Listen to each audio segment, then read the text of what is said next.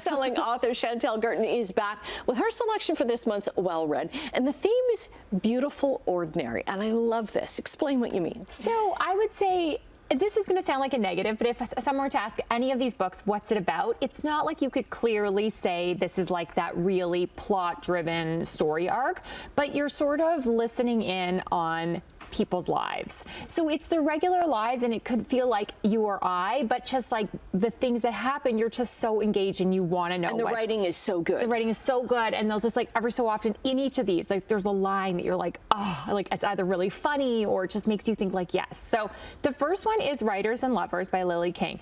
Last month I talked about Heart the Lover, and after I had read that, I went to hear her speak, and Heart the Lover was actually a prequel and a sequel to Writers and Lovers. Oh, okay. So that book was set in 2 time periods, and part of it happens before this book takes place and part happens after, and there are characters within both. So then I had to go back and read this one, because once you know that there's characters that, like, you don't need to read them in either order, but there's characters from each book in the other book. That's a fun thing. Yes, yeah, and I'd never read a book like this one where it was in between, like, another book that had 2 parts, right? So then you're thinking to yourself, like, oh, did this happen after that happened? And like, so anyways, I highly recommended Heart the Lover and now Writers and Lovers. And that's a great gift idea, giving both. Yes. Yeah, yes, I like that. Totally. Okay, Wreck is the next one. So Wreck is the sequel to Sandwich by Catherine Newman, who I featured that book last year when it came out. I loved it so much. It was 1 week at their like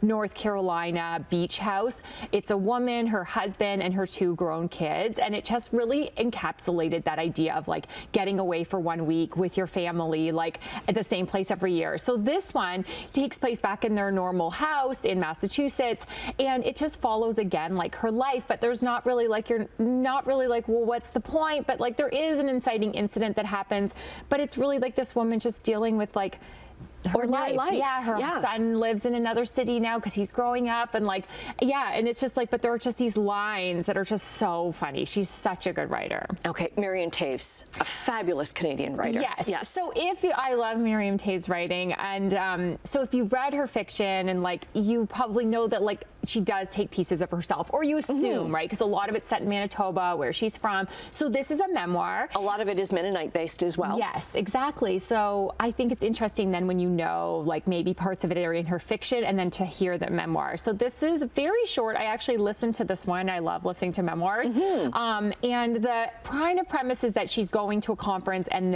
they've asked her, why do you write? And so the memoir is sort of her musing on like, why does she write? And it is non-linear. So she'll have little like quotes from people, something she's read. She'll go back in time to when her sister was alive, and I don't want to spoil a lot of that, what it is to discover about her past life, but it hops all the way around, and it just like kind of feels like a stream of consciousness, and it's so beautifully written. Okay, looking forward to that one. Standard Deviation, this one really intrigues me. Yeah, so this one I was recommended by one of my friends because I was looking for like something funny to read after Catherine Newman, and she said this one is so funny. So the premise, it's told from the man's point of view, Graham. He is married to Audra, and they run into his ex-wife, Elspeth. And then Audra really takes an interest in Elspeth and wants to become friends with her. And they're 2 very different women. And he's sort of stuck in the middle of like, how could I be married to these 2 different women? And what makes them the same? Yes. And then how is this all working? That like now they're talking to each other and we're having dinner parties, and his feelings, I think, towards that. And I think that's an interesting thing that people feel, like past relationships and current ones, and who you are with different people. Yeah, and how did you get to this point? Yes. Who were you in that past relationship? And, and so funny. Okay. Yeah. And are all these fairly new books? I think that, yes, like Wreck just came out. Writers and Lovers was the one before.